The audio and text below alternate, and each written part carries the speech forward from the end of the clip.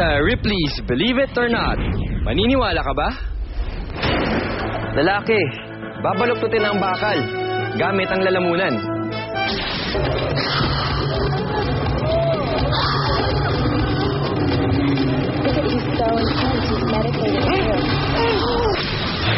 Doktor, gustong pumayat. Ilaliposuction ang sarili.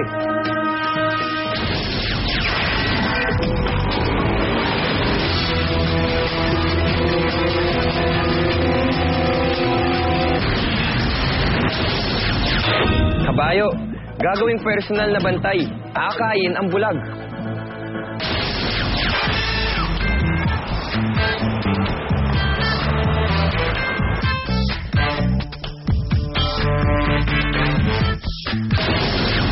Bata, 2 taong gulang lang, ang galing na mag-skateboard.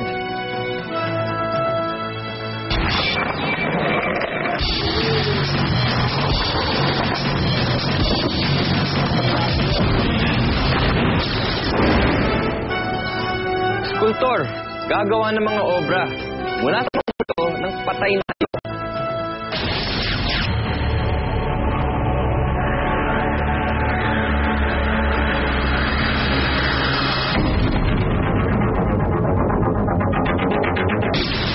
Aso, kaya uminom sa baso na may 8 inches ang lalim dahil may pinakamahabang dila.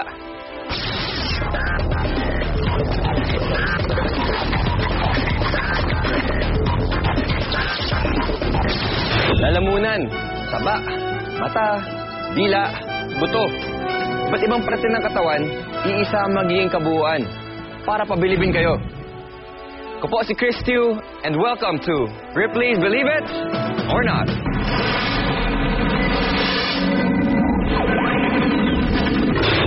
Dito sa Ripley's, marami na kaming pinakitang strong men and women. Pero ang karamihan sa kanila, malakas ang muscle sa braso.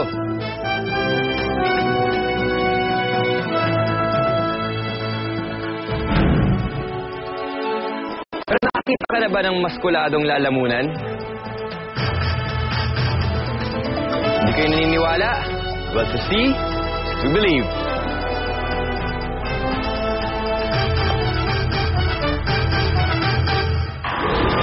Hello, I'm Kelly Packard, and tonight we are outside the Ripley's Museum located in the middle of world-famous Hollywood Boulevard.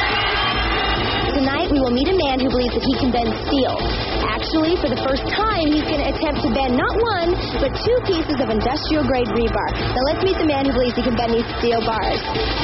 This is Donald Hamby, an MRI technologist who has studied martial arts for 30 years. Hello, Donald. Hi, Kelly. I understand that you're actually not going to use your hands to bend this bar, are you? No, I am not. What are you going to use? Well, I'm going to use my throat. That sounds awfully dangerous. I mean, there's some major arteries in there, and it's the most vulnerable spot on your body. I understand that you need a minute to meditate, and I'm going to give you that minute. And in the meantime, I'm going to go talk to a paramedic that's standing by, and I'm going to have him tell me the real dangers behind this. Great. You can do this, right? Trust me. All right. Okay. Okay. You got to tell me about the dangers here. What are they? Well, they could be pretty significant. It's a very vulnerable spot right there in your neck. There's obviously several major veins. If it punctures, you could literally bleed to death in less than 30 seconds. Wow, I can't believe he's doing it. Donald, whenever you're ready, we're ready, okay? Okay, we're ready. Oh my gosh, here it goes.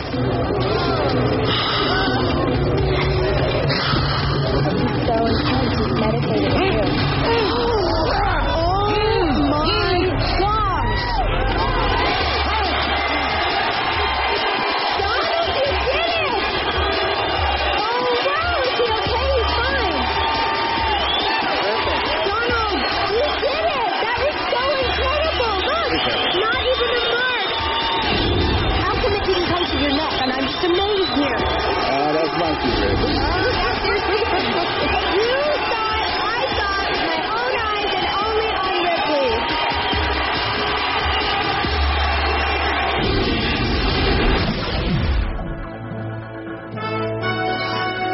Buti hindi namaga ang lalamunan niya. Kung nagkataon, sore throat lang. Matibay ang lalamunan nun. Ito naman, matibay ang sikmura. isang doktor na ilaliposuction ang sarili. Believe sa sarili. Believe tayo. Kung may pera ka at gusto mong pumayat agad, maghanap ka ng marunong ng plastic surgery, di ba? Dapat yung mapagkakatiwalaan.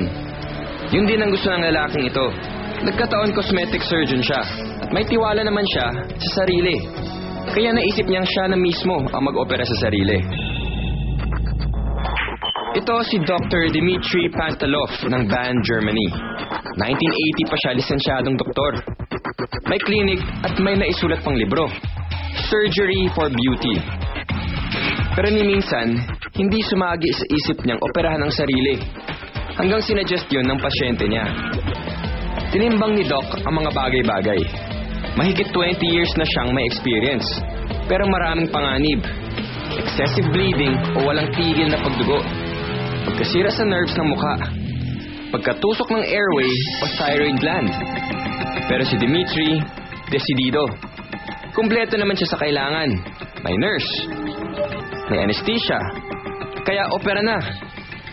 Dahan-dahan, hihiwain ni Doc ang likod na magkabilang tenga at ilalim ng baba niya. Haharap siya sa salamin at ipapasok ang isang aparato doon. At yon ang hihigop sa likido at taba. Para kay Doc, kung magaling ka mag-lipo, para ka lang nagva-violin. Sige Doc, tugtog na lang ng tugtog.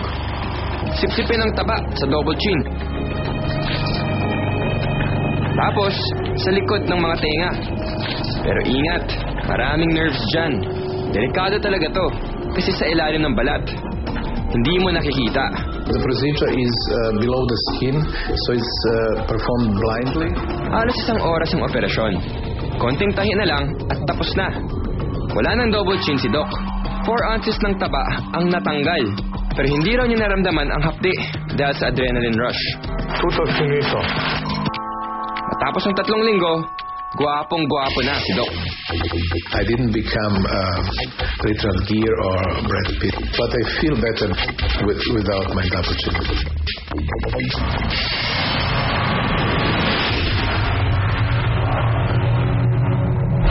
Pansana na di kayang doktorin, may solusyon.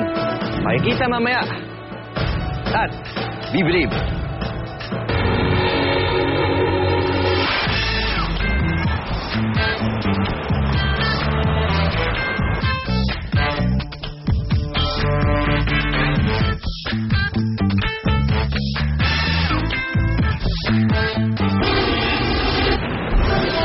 Hirap siguro maging bulag.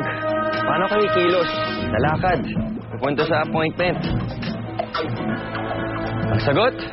Kumuha ka ng kabayo. Di ba dapat aso? Nakakalito ba? Wait lang. Bibilib kayo dito.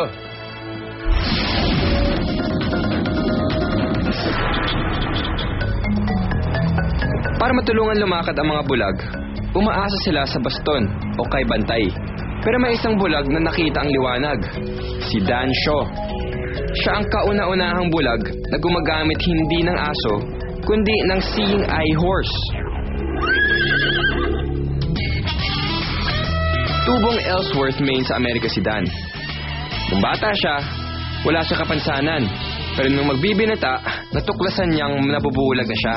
When I was 17 years old, I found out I had an eye disease called retinitis pigmentosa. Wala itong lunas. Nakuha pa ni Dan na makapagtrabaho at makapag-asawa. Hanggang sa talagang lumala na ang paningin niya. Nung una, naisip nilang kumuha ng guide dog para maging gabay paglakad niya. Kwento ng misis niyang si Ann. We were sitting down doing an application for a guide dog when the show Ripley's Believe It or Not was on the air, and it showed a couple from North Carolina, Jan and Don Burleson, and they were training mini horse for a guide. And Dan said to me, Ian, that's for me. I want that. Kaya pinuntahan nila ang mga trainer. Tinuruan sila ng mga ito kung paano alagaan at pakainin ang guide na mini horse, si Cuddles.